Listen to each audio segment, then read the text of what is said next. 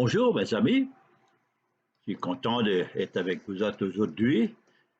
C'est notre temps qu'on se passe dans la parole de Dieu. On regarde aujourd'hui dans l'évangile de Matthieu, chapitre 16, et on va regarder à la question que Jésus a demandé à ses disciples. Mon message est aujourd'hui découvrir Jésus. Je souhaite que Dieu va vous aider à découvrir vraiment qui Jésus est. Et que quand j'aurai fini, tu n'auras aucune question dans tes pensées qui demande qui est Jésus. Tu vas connaître la réponse et souhaite aussi que tu vas répondre au Seigneur et que tu vas pouvoir répondre à Dieu. Oui, je connais qui Jésus est. Alors, prie avec moi. Merci Dieu que tu nous donnes dans ta parole tout ce qu'on a besoin de connaître. Tu nous dis vraiment qui Jésus est. Et aujourd'hui, on prie que tout qui nous écoute va vraiment découvrir qui Jésus est. Merci pour ça, Dieu. Bénis ta parole. C'est dans le précieux nom de Jésus qu'on prie. Amen. Mes amis, je suis pasteur Landry, le pasteur de l'église baptiste à Clocheville. On appelle l'église Pointe de Vie. Et on prie que Dieu va vous bénir cette journée-ci. Et peut-être qu'un de ces jours, si vous habitez alentour de la paroisse d'Avoyelles, vous allez venir visiter avec nous autres. On a le service chaque dimanche matin à 10h30. Et on vous invite à revenir avec nous. Mais aujourd'hui, on veut regarder à la question que Jésus a demandé à ses disciples. C'était un temps, mes amis, qu'ils allaient place à place. Et il y avait tout le temps un tas du monde qui suivait Jésus. Ils étaient là, ils suivaient, il n'y avait pas grand temps qu'ils pouvaient se séparer de eux. Ils étaient tout le temps là. Mais ça se passe qu'il y avait un temps que Jésus a pu s'échapper pour aller et passer un temps de prière avec ses disciples. Et ils ont été dans la territoire de Césarée de Philippe. Alors, laisse-moi lire dans l'évangile de Matthieu, dans chapitre 16, on va commencer avec la 13e verset jusqu'à la 17e verset. Et écoute ce qui se passe ici. Écoute les questions que Jésus demande à ses disciples et pense à toi-même ce qui devrait être ma réponse à ces questions-là. Alors, écoute ce qui se passe. Jésus était arrivé dans le territoire de Césarée de Philippe. Et il demanda à ses disciples, qui dit-on que je suis, moi, le Fils de l'homme? Ils répondirent, les uns disent que tu es Jean-Baptiste, les autres, Élie, les autres, Jérémie, ou les uns de les prophètes. Et la seconde question vient. Et vous, leur dit-il, qui dites-vous que je suis? Et Simon-Pierre répondit, tu es le Christ, le Fils de Dieu vivant. Jésus, reprenant la parole, et lui dit, tu es heureux, Simon, fils de Jonas, car ce ne sont pas la chair et le sang qui ont révélé cela, mais c'est mon Père qui est dans les cieux. Que Dieu bénisse sa parole, mes amis. Jésus, comme j'avais dit, était dans le territoire de Césarée de Philippe. Et Luc nous dit qu'ils avaient échappé de la foule, de tout le monde qui pressait tout le temps. Ils avaient échappé pour aller passer un temps de prière. Et il n'était pas tout seul, il avait ses disciples avec lui, les 12 qu'il avait choisis lui-même. Et puis, ils étaient là, après le temps de prière, ils étaient alentour d'un petit feu, ils étaient après se réchauffer, c'était moyen frais, et puis ils étaient bien mis ensemble. Alors, Jésus commence à directer leur pensée à la question de qui il était. Et il dit à eux, qui dit-on que je suis, moi, le Fils de l'homme? Tu vois, la première question était directée à eux, mais c'était pour savoir l'opinion de les autres, de le monde, tout le monde qui se massait, qui sont massés alentour de lui, tous eux qui suivaient tout le temps. Jésus voulait savoir. Je crois qu'il connaissait déjà, mais je crois qu'il voulait les disciples donner leur réponse à la question. Alors, il dit à eux, qui dit-on que je suis, moi, le Fils de l'homme? Et vraiment, la réponse à eux, il disait, je ne connais pas qui c'est qui a répondu premièrement, mais on connaît que à la seconde question, c'était Simon-Pierre qui a répondu. Mais cette première question, la réponse était, ils répondirent, les uns disent que tu es Jean-Baptiste. On connaît que Jean-Baptiste, par ce temps ici, avait perdu sa vie.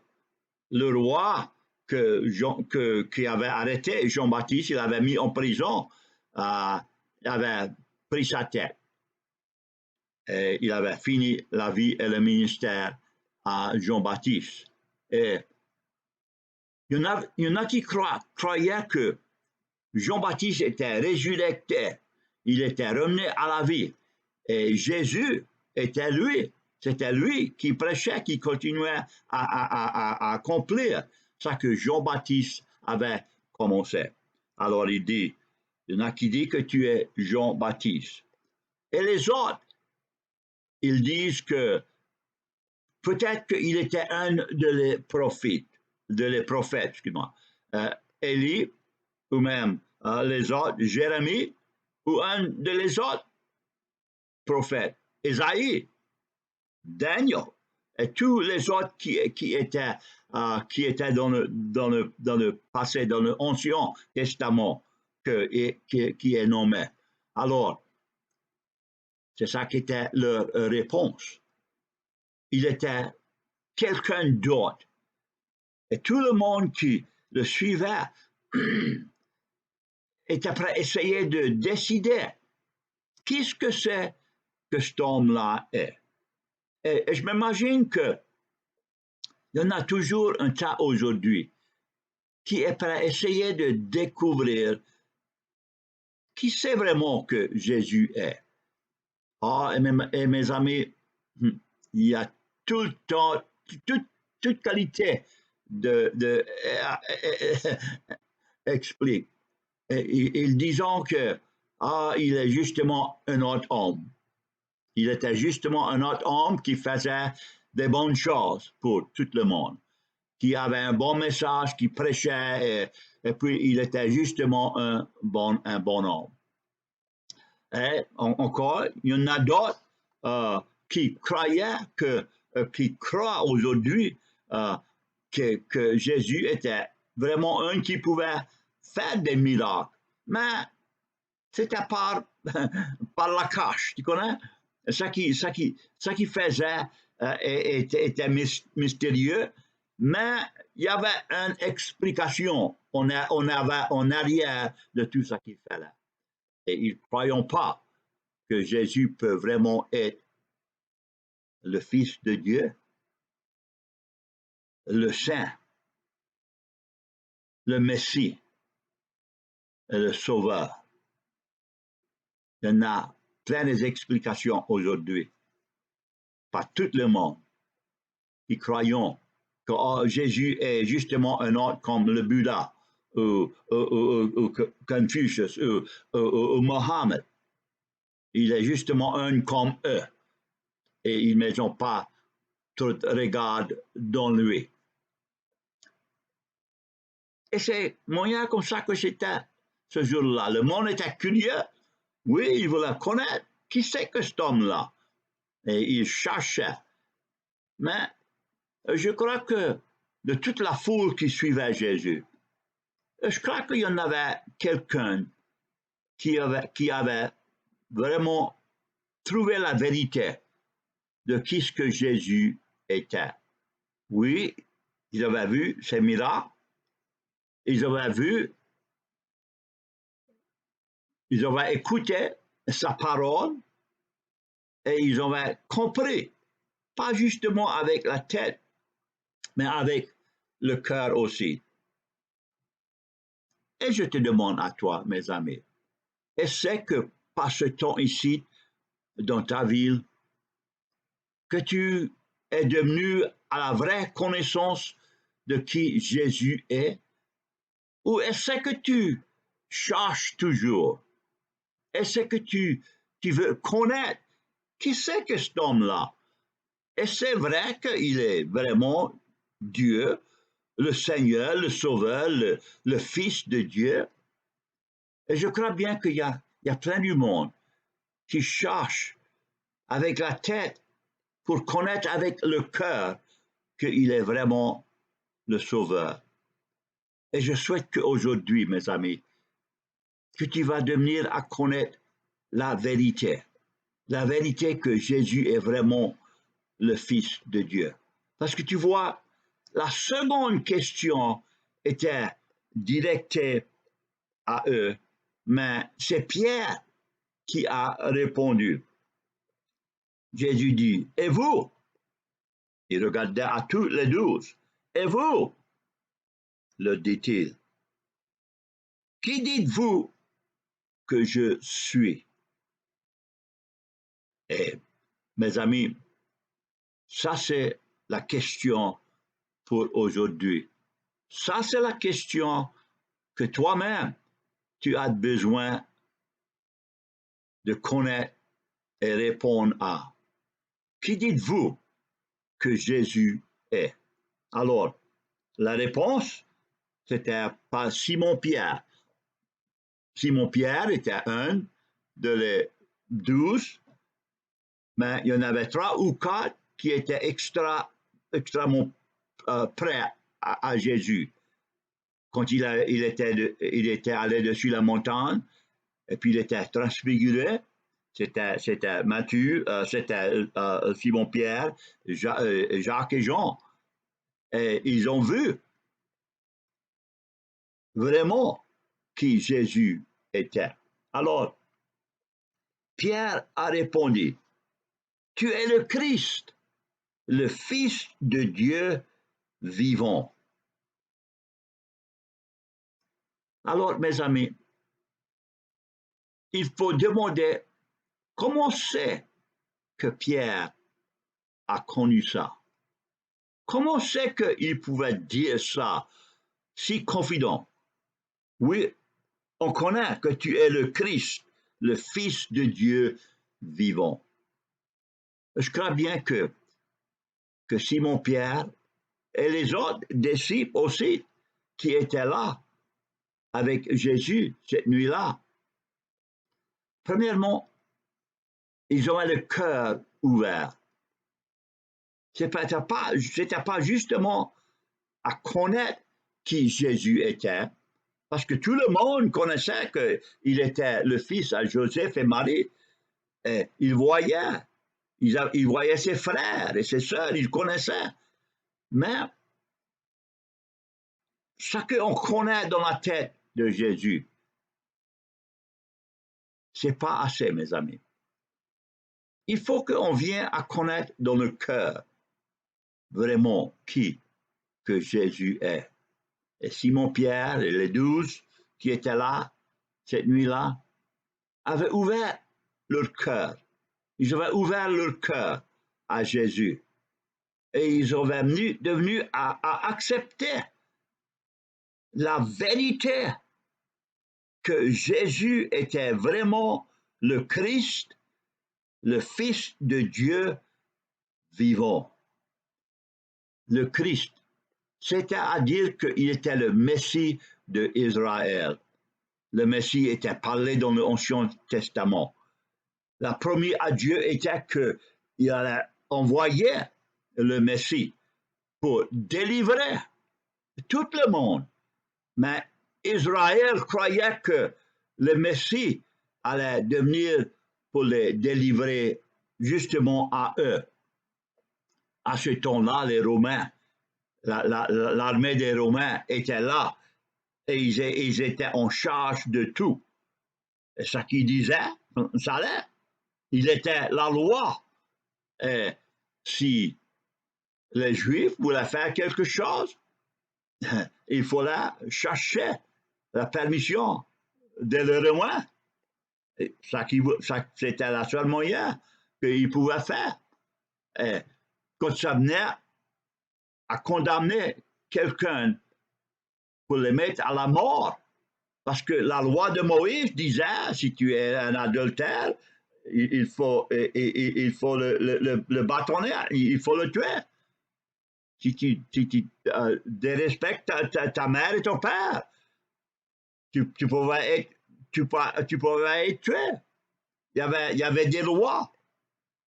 Et les Juifs suivaient ces lois dans les temps anciens.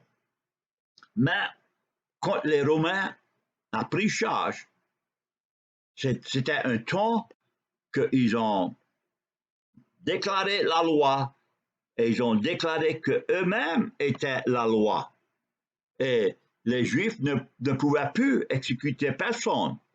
Ils ne pouvaient plus tuer personne. Et s'ils cassaient la loi, alors eux-mêmes étaient sujets à la loi des Romains. Tu connais que quand Jésus était condamné, tu connais que les Juifs, il a fallu qu'ils emmènent Jésus à Pilate, au Romain, le gouverneur de Romain, pour que lui le condamne, parce que eux-mêmes ne pouvaient pas le condamner à la mort sans que la loi des Romains dit oui, tu peux l'exécuter. Et tu connais que quand ils avaient Jésus devant Pilate, Pilate a essayé de se manœuvrer, passer ça. Il ne voulait pas faire cela parce qu'il connaissait que Jésus n'était pas un criminel et il ne déservait pas de la mort. Mais ça se passe que Pilate aussi voulait plaire les Juifs. Parce que tu vois, il avait eu un petit peu de tracas avec eux. Et puis, quand les Juifs ont commencé, crucifie-le, tue-le, condamne-le.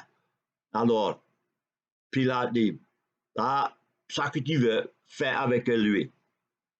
Et il a condamné Jésus, et les soldats l'ont pris, et ils l'ont mis à la croix pour mes péchés et pour tes péchés, mes amis.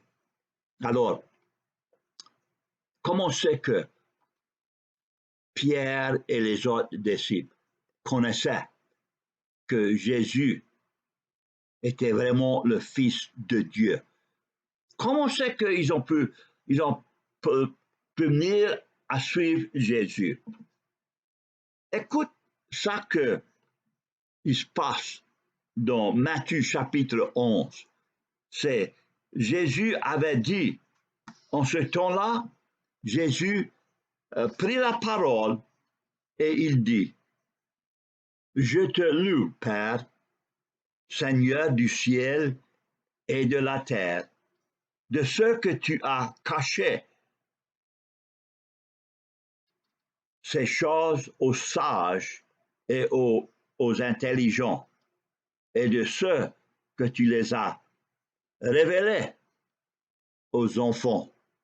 Tu vois, les disciples étaient les enfants. Et Dieu même avait révélé à eux, à travers le Saint-Esprit, que Jésus était vraiment son Fils, le Messie, et il allait être le Sauveur de tout le monde par sa mort dessus la croix. C'est lui qui avait révélé ça. Alors, Jésus, quand Pierre a répondu, tu es le Messie, tu es le Christ, tu es le Fils de Dieu. Jésus dit, Jésus reprenant la parole, et il dit à Pierre et à les autres aussi, et il dit, tu es heureux, Simon, fils de Jonas, car ce ne sont pas la chair et le sang qui t'ont révélé cela, mais c'est mon Père qui est dans les cieux. Alors, Simon Pierre n'avait pas entendu quelqu'un doit dire, oh, ça c'est le Messie, le Sauveur. Non, non. C'était le Père qui avait révélé à Simon Pierre que Jésus était vraiment le Messie, le Sauveur et le Seigneur. Et on connaît que dans la parole de Dieu, c'était le Saint-Esprit qui avait guidé la vie des disciples et qui les avait aidés à eux à comprendre qui Jésus était. Et c'est le Saint-Esprit qui continue à parler à nous et nous laisser savoir, nous dire qui Jésus est vraiment. Avant le jour de Pentecôte, le Saint-Esprit venait dessus un homme et il prenait à lui et il guidait justement ce qu'il avait fini, ce que Dieu l'avait appelé à faire. Mais quand le jour de Pentecôte est devenu, le Saint-Esprit est descendu et il est rentré dans la vie et dans le cœur de eux qui a appris à suivre Jésus. Et tous eux qui est sauvé a le Saint-Esprit qui vient pour vivre dans eux. Alors, ma question à vous vient. Qui dites-vous que Jésus est? Qui c'est que tu dis? Qu'est-ce que ta réponse à dire que Jésus est? Il faut qu'on réponde à cette question-là. Il faut qu'on vienne dans notre vie à connaître qui c'est que la vraie réponse à cette question-là. Qui dites-vous que Jésus est? Parce que, comme je l'avais dit plus de bonheur, il y en a qui disent, ah, il est justement un homme, il est un homme qui faisait des miracles, il est un homme qui était bien respecté, il était comme les autres qui s'appelaient Dieu, mais il n'était pas Dieu. Ah, je te dis encore, mes amis, que la Bible est bien claire, que la Bible nous déclare que Jésus est le Fils de Dieu, le Sauveur, le Seigneur, lui qui a donné sa vie pour toi et pour moi. Alors, ma question à toi aujourd'hui est, est-ce que vous connaissez aujourd'hui que Jésus est vraiment le Sauveur et le Seigneur, qu'il est mort pour tes péchés et qu'il a donné sa vie pour toi et que tu t'avais soumis à lui et déclaré à lui, oui Seigneur, je suis un pécheur, j'ai besoin de ton pardon et je déclare que vraiment tu es le Sauveur et le Seigneur pour tout qui va soumettre leur vie à toi. Et tu vois, mon ami, mes amis, quand on fait cela, on vient à connaître dans notre cœur, de même que Simon-Pierre déclara, tu es le Fils de Dieu, le Christ, le Seigneur, le Sauveur de tous eux qui veulent baisser le genou à toi, tous eux qui veulent accepter la vérité que tu es vraiment le Sauveur et le Seigneur. Oui, Dieu avait révélé à Pierre qui Jésus était. Et mes amis, il a fait le même pour toi aujourd'hui. Et tu peux dire, je ne crois pas ça, pasteur. Ou tu peux dire, oui, je le connais de mon cœur, qu'il est mon sauveur, parce que j'ai déjà baissé le genou à lui. Et je l'ai accepté comme mon sauveur et mon Seigneur. Et je le connais. Ou tu peux dire aujourd'hui, oui, je le connais, mais je ne suis pas préparé pour changer ma vie. Et tu vois, ça c'est le problème avec nous aujourd'hui. On ne veut pas changer la direction de notre vie. Tu vois, mes amis, on appelle ça la repentance, changer la direction de notre vie. Parce que la Bible nous dit qu'il faut se repentir. Et ça, c'est-à-dire qu'on connaît qu'on est parti dans la mauvaise manière, la mauvaise de destruction, la manière que la fin va être mauvaise. Et si on continue dans cette manière-là, alors on peut être sûr que la destruction de notre âme nous espère. Mais la repentance nous dit qu'on connaît que Jésus est le Sauveur, le Seigneur, et puis on se tourne. La repentance dit qu'on se tourne la direction de notre vie quand on accepte Jésus comme notre Sauveur et notre Seigneur, et notre vie est différente. Parce que de ça que Jésus fait dans notre cœur, parce que le changement qu'il emmène à notre cœur. La Bible nous dit qu'on n'est plus la vieille personne, mais on est une nouvelle personne quand on vient à accepter Jésus comme notre Sauveur et Seigneur, quand on vient à soumettre notre vie à lui. Ma question à toi est-ce que tu avais fait ça?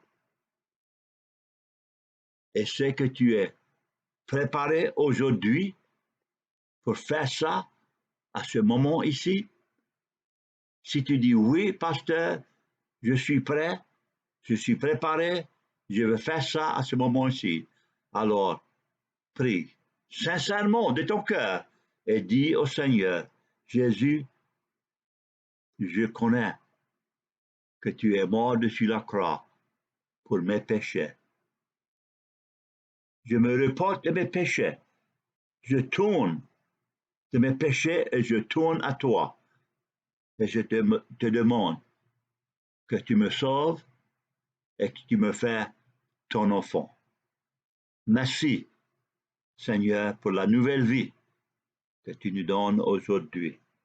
Merci, Dieu, notre Père, que tu nous fais connaître que Jésus est vraiment ton Fils, le Sauveur, le Seigneur de tous eux qui veulent soumettre à toi. Merci, Dieu. C'est dans le précieux nom de Jésus qu'on prie. Amen.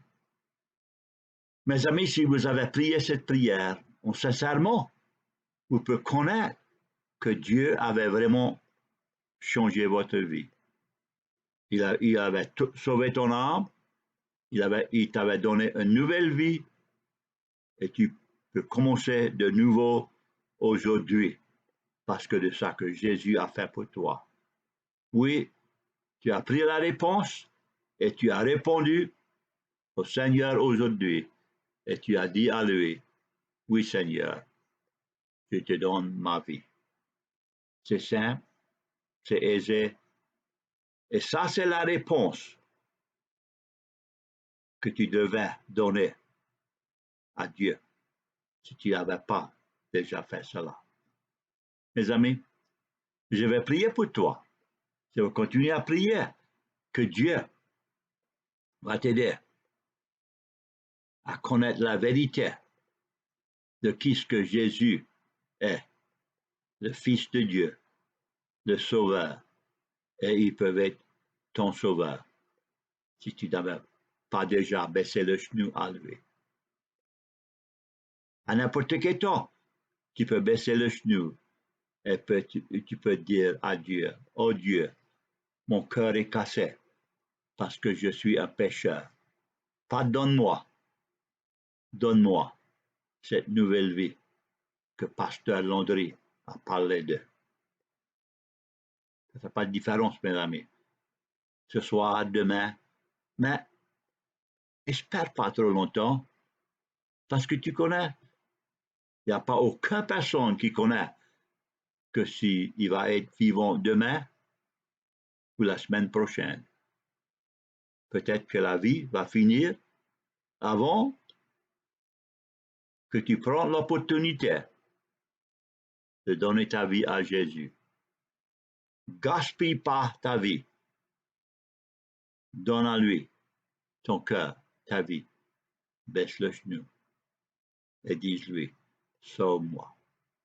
Mes amis, je prie que Dieu va vous bénir et qu'il va vous donner la connaissance que Jésus est vraiment le Sauveur et le Seigneur. Que Dieu vous bénisse. Et jusqu'à la semaine prochaine, c'est Pasteur Landry qui vous dit au revoir.